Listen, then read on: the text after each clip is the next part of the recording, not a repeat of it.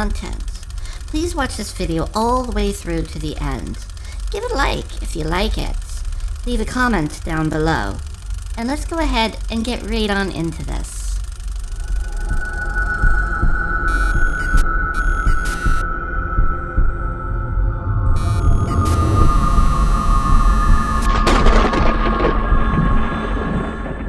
And continue on with our story time, starting or picking back up in 2016, a little bit before the cursed and haunted doll incident. For this one happened before that one even took place. It continued on well after the haunted doll situation even ended. For this story, it was the creation and the functionality of a very specific, haunted and cursed, wire-wrapped crystal wand that was designed to be used as a spiritual weapon. This was the spirit that pushed out the entity, the cursed doll spirit, from me in the first place. So, here is the story of the creation, the formation, and the use of a wire-wrapped crystal wand that was used as a spiritual weapon.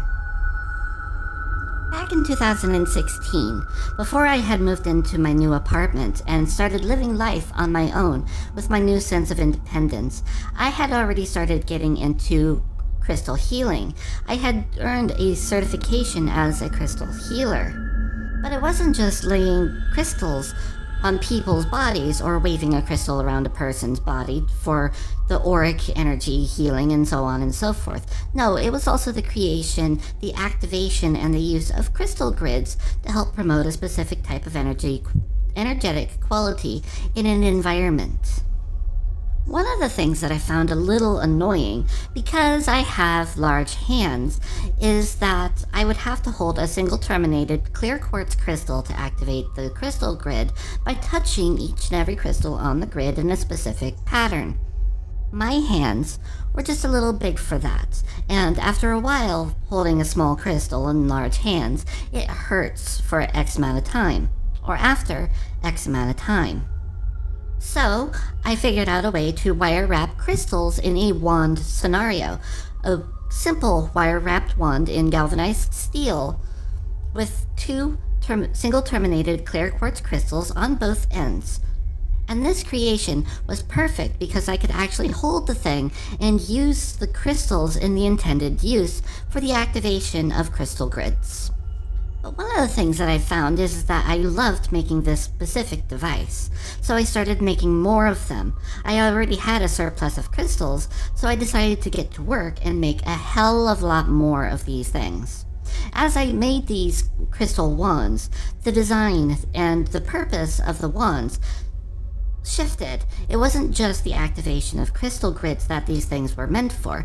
It was meant for other things as I used different forms of crystals, like selenite, like amethyst, like citrine, like smoky quartz crystal. The selenite was more of a healing wand in itself that I would wire wrap in a cage for another type of wand. But I would use other forms of crystal wands too. I would use not only selenite, but obsidian, rose quartz, amethyst, fluorite, or anything else that I wanted, depending on the purpose.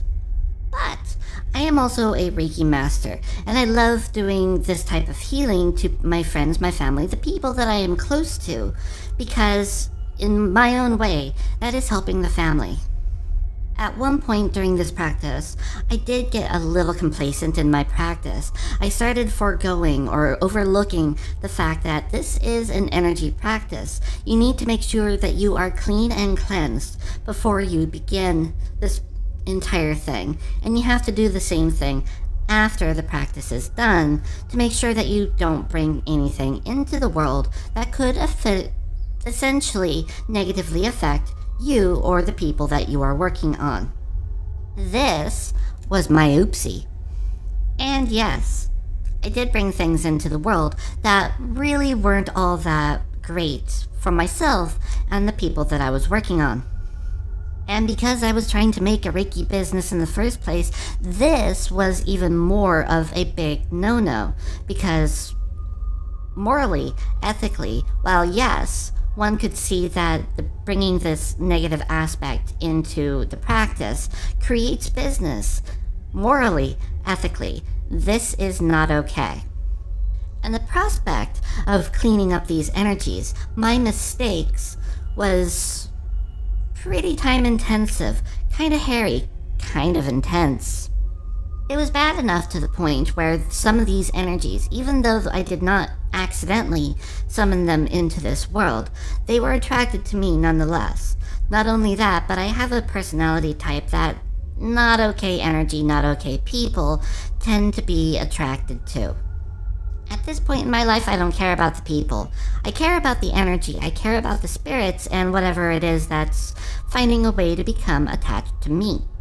I wanted a way to combat it. I wanted a way to make sure that these things don't bother the people I love.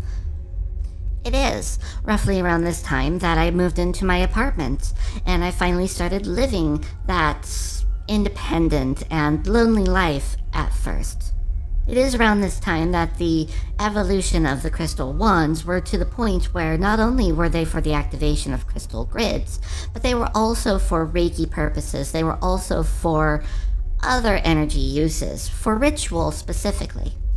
But again, I'm dealing with a multitude of negative energies, and I wanted to be able to combat that. Some of these negative energies, some could call demons. And here it is, I am cleaning up that mess. One of my own making, I will own up to that. But then there are these negative energies that are not my making that I have to clean up because they are intense, they are hairy, they are interesting. So I devised a wand specifically for that purpose. And because in my mind it was a case of the light and the dark can only go so far, let's fight fire with fire and see how that does, without actually figuring out the irony and the oxymoronic nature of wanting to do things that way. So I ended up getting to work formulating what I would come to call a demonic weapon, or a demonic wand. I figured out what kind of crystals that I wanted to use, specifically geared towards negative energies, wards, or would absorb negative energy in the first place. So I decided to use an obsidian healing wand in its own right, a smoky quartz crystal, and some arrowheads, which are also very potent. Pulling upon alchemical ritual circles, pulling upon demonology, pulling upon everything that I could, including astrology, for the time of day, the day, and the year that this thing is to be made. What energies the astrology of this device would offer to the table. But then, through certain forms of meditation, I figured out the final ingredient for the recipe that is this wand. I would need demonic essence. So that one turned into I need to go out and I needed to find a demon and pull the essence of it into a crystal to be used as the basic soul of this device. And so it was. It took about a week or two to make this entire thing from start to finish, figuring out the basic design, getting the components, and all these things to make this wand, to activate it, to program it, to dedicate it to everything, to figure out the astrology behind it, and infuse this thing with not only the demonic essence, which I found out roaming around town and pulled into a crystal, used that and infused it into the wand, but then activate it with the basic saying that the wand itself, the demon, the essence itself, wanted to be programmed with. I did everything that I could think of in this particular manner. And then, it was done. I had my demon weapon. Now, there is a little bit of a witchy community up there, and they are an amazing group of people. I told everybody what I was doing. They told me to be careful. I was being as careful as I could. In hindsight, maybe not as much, but I was being as careful as I could be at the time. Once complete, I brought this device with me everywhere because I wanted it to have real-world experience. Figure out where these negative entities, these quote-unquote demons, were coming from in the first place in order to combat the presence that would get near me and my close friends. I did show this thing off to certain people, but while I was showing this thing off to certain people, I thought it was a fun and entertaining thing that no one wanted to touch it. They all asked me to put it away. In one way, shape, or form, this thing was making them sick.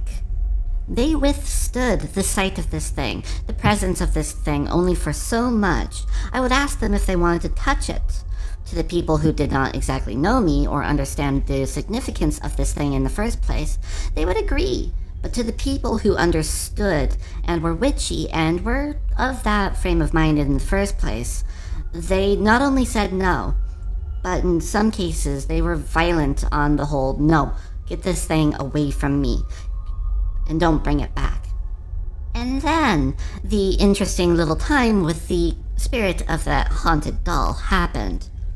I was already hearing whispers in my head, not necessarily in relation to the haunted doll, but long before I decided to conduct that experiment. It was more, I already had this device, and I was hearing whispers in my head. I was already having interesting dreams. I was already seeing things in the dreams, and in my waking life. When the spirit of that doll attempted to possess or take over my body, my mind, and all of these things, it was the first time I heard that whisper that I was already used to come out as a scream, a shout, one of the voice of command. To which the voice simply said, "Get out. They are mine, not yours." And let me tell you, even though the spirit of that doll was a pretty interesting and a pretty stubborn little fellow in his own right, I have never felt or witnessed a spirit leave anything as quickly as that in the first place. It left with such speed that the moment the last word was spoken, it was no longer around me, anywhere that I could feel at the time. I would feel it later, as the story suggested. But in the moment, when the spirit said, "Get out," this spirit of the wand said, "Get out, they are mine." It was an interesting feeling, to say the least. There are no real adequate words, but it was an interesting feeling. At this time, the resolution of the haunted doll issue starts taking place as I figure out what's going on. But then I begin to realize that the spirit of the wand had already possessed me, silently, slowly. I was fighting fire with fire, and I was being burned. It was giving me a lot of energy. It was giving me a lot of power, as demons usually promise to people that they wish to possess and usually don't follow through. There was follow through here, but it never gave me the warning that it was going to possess me in the first place. I was already its. And the moment I realized that I was its property was the moment the idea was conceived. But I didn't care. I was having fun. I was figuring things out in a way that I have never figured them out before. I was being left alone because of the spirit of this wand. In my mind, the concept, the reason for this thing to exist in the first place, was being fulfilled simply by the fact that it exists. But here's where that entire thing goes wrong. To me, I didn't care that I was possessed. I was elated that I was able to do so much in that realm of my life and my reality. It scared my friends, but I didn't care. I ended up losing a few friends for everything that happened. But to me, I really didn't fully understand why, and at that point, it really didn't matter. At the time, I was also the mentor for an itty-bitty little girl. She was just in her early 20s, but she came out of a not okay, toxic, and diseased relationship with a sage. A sage being an older, wiser man, but knowing the nature and the issue with this man, I'm hesitant to even really continue calling him a sage after I just said so. But I was this girl's mentor. I was teaching her in the ways of energy, magic, and all of these things. She was a witchy sort in her own rights, but I am more of a shamanic type, and at this point, she started noticing that there was an interesting uptake on things. I was the option to her at the time because everyone else had to work, and not everybody was open to being a mentor. I was, for one reason or another that I honestly can't remember.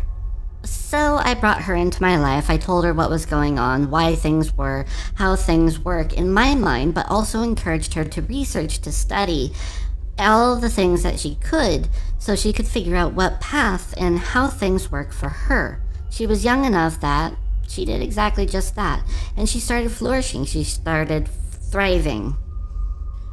But she was curious about this nice little black wand that I have. At first, it was a case of don't touch me. Don't touch me at all. But then the wand relented, and the nice little whisper in my mind said, she needs to touch me. She needs to play with me. She needs to dance with me. So I encouraged her to go ahead and touch the black wand. The nice little demonic wand that it is, it latched on to my pupil as hard as it could, as very fast as the spirit of the haunted doll left me that one night. Not only did my apprentice play with the wand, she danced with it, and I could hear the whispers in my mind sing magnificent, terrifying songs. Eventually, my nice little apprentice found herself a mate. The mate was a DJ who was starting up a nice little dance night at the local pub. And what ended up happening there is I would join my apprentice, my friend, at these little DJ dance parties at the local pub, and I would dance, and I would have fun, and I would drink. The nice little wand that I had that went with me everywhere wanted to be held by her because she had a very youthful and lively energy. She would pick up the wand and she would dance on the dance floor, swinging this thing to and fro and pretty much just having the time of her life. It was an interesting and a beautiful sight to behold. But learning my lesson from the haunted doll issue and realizing that this soul of this demonic wand was a very slow burn, a very slow acting entity in its own right, I started picking up that there was a shift going on in the ambience, the atmosphere of this environment, as well as with the people that were nearby. Now, basically when it comes to this town, it was more a case of, yeah, they were rednecks, they were conservative, but they were respectful in their own way. You could be whatever you wanted. Me being trans, they both didn't know, and the people who did know, who were conservative enough, didn't particularly give a crap. To them, I was a person first and foremost, and everything else was secondary. But as my apprentice would swing around this wand as she danced with it, slowly and surely the atmosphere of this pub and a 1 square mile radius around that pub started becoming a little bit darker, a little bit more oppressive, and just simply, it was changing. Slowly and surely, the attitude of these people started shifting too. They were not exactly as accepting and as tolerant anymore, but at the same time, while conservatism is not that bad of a thing, they were a religious sort, definitely owning up to the I may be human, but everything for my higher power. So the idea of human nature was kind of an insult to them. But all of a sudden I started thinking along the lines of basic human needs. They are man, they are woman, they are horny, so let's act upon that and be damned with everything else. It wasn't that much at first, But over a month's worth of my apprentice dancing with this wand, it became more so. It came to a point where people were leaving this pub to go off and have orgies. They were leaving this pub to go off and boink their partner, whoever that may be. Every now and then, fights would break out, but they weren't necessarily your ordinary pub brawls. To use common vernacular, they were arguments over who was the biggest pick-me in the area. And it wasn't necessarily the men who were doing this. They were an interesting sight to behold, I will grant you that, but most of the time it was the women. The women started becoming the biggest pick-me. Now, my witchy friends were relatively immune to this thing, or they were well protected. So they weren't necessarily as affected as anyone else. Some of them were. One of my best friends were affected, and she was a rather witchy sort, but she was also just coming into this ability. I finally decided that enough was enough and this thing needed to go away, because not only did my apprentice start going down a very substance abuse path with her partner, but she was also looking like she was being physically drained, like something was draining her, and every time I noticed it or felt it get worse, she picked up that wand. So, something had to be done, and something had to be done fast.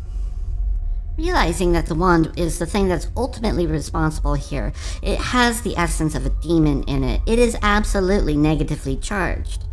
I did my best to contain its energies at first, even including the creation of a selenite bed. Selenite is a self-purifying stone, but the selenite bed cracked after 3 days. And one of the things that I realized about the basic build of this wand in the first place is that the base crystal, the smoky quartz crystal at the base of the wand, was cracked and it was leaking energy. Meaning that every time my apprentice picked up that wand and danced with it and swung it around at the pub, it was leaking and spreading that energy everywhere. So, the first thing that I did was I stopped letting my apprentice wave that wand around. It was what was causing the biggest amount of damage, and I can't believe that I didn't catch this in the first place. The second thing that I did, after attempting to fix the wand itself, try to mitigate the energies, which was the reason for the creation of the selenite bed, I realized that I couldn't do that. The wand, the essence of this thing, was a little too powerful, and it wasn't easily contained. It wouldn't allow itself to be contained. So, what I ended up doing was I decommissioned the wand, and then I deconstructed the wand. Now, the way these wands are crafted is there is no way to actually remove a crystal and keep the basic form of the wand functional or intact. If you're going to remove any component of the wand, the entire thing has to be torn apart. So, in order to tear this wand apart, to remove the crystals, to purify these crystals, to help mitigate the energy leakage, the entire wand had to be torn apart and deconstructed. What I ended up doing was I held a small little funeral ritual for the entire thing, took note of the dates of which this funeral was taking place, the year, the day, the month, the time.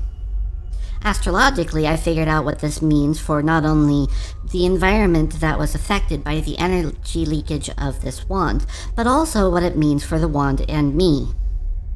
I held that nice little funeral, and then I deconstructed the thing and placed all of the crystal components into a bath of sea salt, hoping that the sea salt would be enough to contain or at least purify the energies of these crystals in the first place. Did it work? Well, probably. I was never able to use the base crystal ever again. The energy bleed of that crystal was far too much. It was unable to hold a basic charge, a basic programming, and a basic dedication. But The other crystals were able to be reused, and I did use them again in other wand-making projects. One of the main aspects of these wands is the use of a copper core that connects all of the crystals together, or at least the two along the shaft. It's inside the wand, but it connects the two together as a form of circuit. I may not be able to use the base crystal ever again, but I could use the obsidian and I could use the arrowheads. And I can use the core, which retains an aspect of that energy, but does not have the bleed issue. So, as the wand-making craft continues, those crystals were reused. The black obsidian, the arrowheads, and the core. I ended up making another variation of that wand and called it a completely different name, with a completely different intended use. I learned my lesson from this wand that I lovingly called Sovereign. And while this new wand, with the core and crystals of Sovereign, was also meant to be used as a weapon, it was meant to be used defensively, as opposed to just a generic offensive-defensive weapon in the first place. Did it still have the main issues that Sovereign did? Why, yes. Yes, it did. But while this new wand had some similar issues to Sovereign, using the same crystals, using the same core, Sylvanas, as I called her, was a little bit more compassionate. She was a little bit more kind.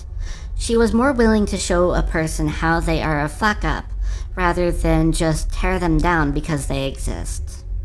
She was more prone to act like a mirror and show a person themselves in divine knowledge. This is the story of Sovereign, Series 3 Alpha. After the creation of Series 3 Alpha, there is not going to be another in the Series 3 line. That line is dead thanks to the actions of Sovereign, nor can I trust another in that series because it was intended to be the weapon line. The offensive and the defensive line of this entire wand-making craft that I love to do. It has been years since Sovereign has been part of my life, but while I'm over there and the Sylvanas line, Series 4, is now also complete and done. There is the whispers that I keep hearing in my head all the time. There is seeing the likeness of Sovereign as I originally saw her, everywhere, in my mind, in the shadows out of the corner of my eye, or just simply out there in the world as I look upon it. But while Sovereign has been decommissioned, a physical form, another wand for Sovereign has been crafted in the new Series 5 line. And this is probably going to be the last wand that I will ever make. Because while Sovereign may have a new physical form, the line that constantly flows through my head when it comes to Sovereign, when it comes to myself, when it comes to everybody in the world as I perceive them to be, is out from the darkness, you reach, you grasp, you strive for the light. You reach for it so much, you grasp for it as hard as you can, but in beholding that light, you may become blind and fall back towards the darkness where you belong.